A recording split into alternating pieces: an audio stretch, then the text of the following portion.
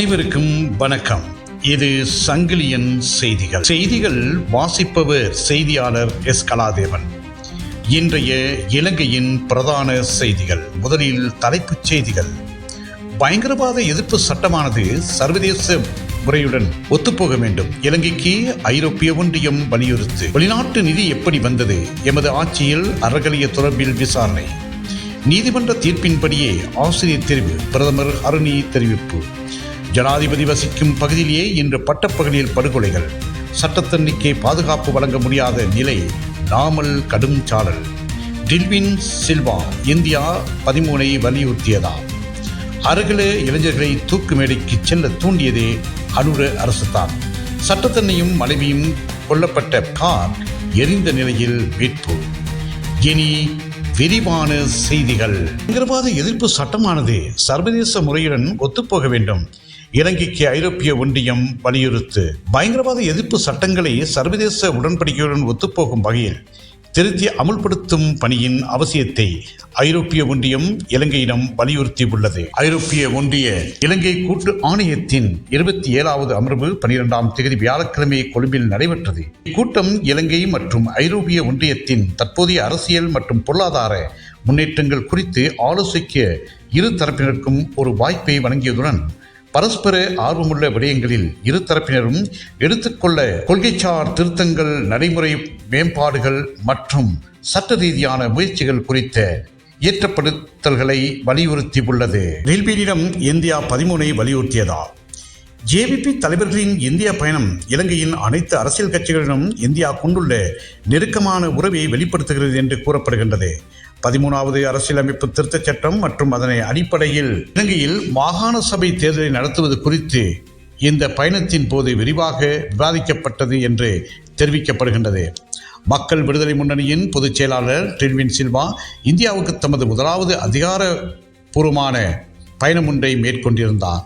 இந்திய கலாச்சார உறவுகளுக்கான நிலையத்தின் அழைப்பின் பேரில் கடந்த 5ஆம் தேதி இந்தியா பயணம் அமைந்திருந்தது. வெளிநாட்டு நிதி எப்படி வந்தது? எமது ஆட்சியில் அறகலைய தொடர்பில் விசாரணை.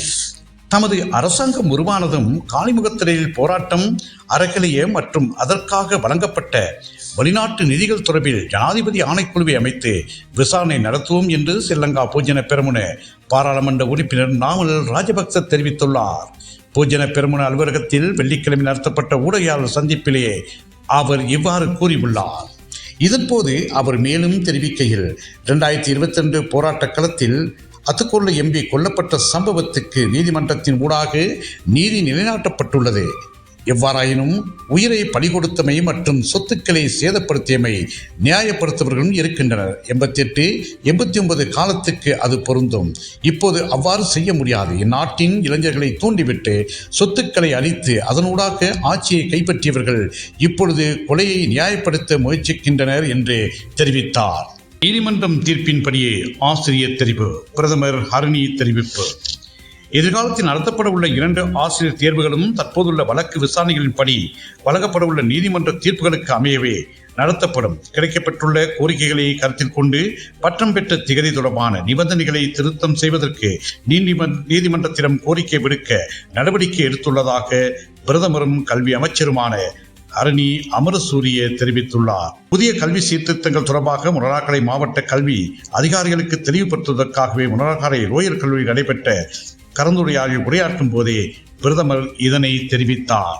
சட்டத்தன்னையும் மனைவியும் கொல்ல பயன்படுத்தப்பட்ட கார் எரிந்த நிலையில் மீட்பு.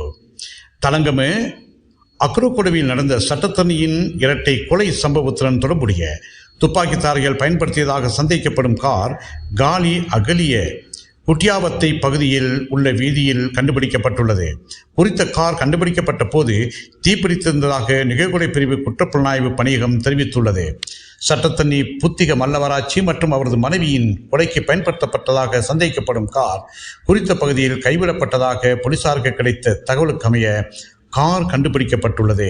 இந்த இரட்டை கொலைக்கு தற்போது வெளிநாட்டில் மறைந்திருக்கும் பாதாள உலக குழு உறுப்பினர் கரந்தெனிய சுத்தா என்று அழைக்கப்படும் ஜெயலலிதா சில்வா காரணமாக இருக்கலாம் என போலீசார் சந்தேகம் வெளியிட்டுள்ளனர். ஜனாதிபதி வசிக்கும் பகுதியிலேயே இன்று பட்டப்பகலில் படுகொலைகள். சட்டத்தன்னைக்கே பாதுகாப்பு வழங்க முடியாத நிலை. நாமல் கடும் சாடல். நாட்டில் பாதாள உலக குழுக்களின் துப்பாக்கிச் சூடுகளை நிறுத்திவிட்டதாக அரசாங்கம் மார்தட்டி கொண்டாலும் அது அதிகரித்தே வருகிறது. ஜனாதிபதி வசிக்கும் பகுதிக்கு அருகே பட்டப்பகலில் படுகொலைகள் அரங்கேற்றுவதாக பொதுஜன பெரமுனவின் பாராளுமன்ற உறுப்பினர் நாமல் ராஜபக்ச தெரிவித்துள்ளார். கொழும்பில் பொதுவான பெரமுன கட்சியின் தலைமையகத்தில் நேற்று ஞாயிற்றுக்கிழமை நடைபெற்ற நிகழ்வொன்றின் பின்னர் ஊடகவியலாளர் எழுப்பிய கேள்விகளுக்கு பதிலளித்து அவர் இதனை கூறியுள்ளார். இத்துடன் இலங்கையின் இன்றைய பிரதான செய்திகள் நிறைவேறுகின்றன. மீண்டும் ஒரு பிரதான செய்தி அறிக்கையின் ஊடாக உங்கள் அனைவரையும் சந்திக்கும் வரை அன்பு வணக்கம்.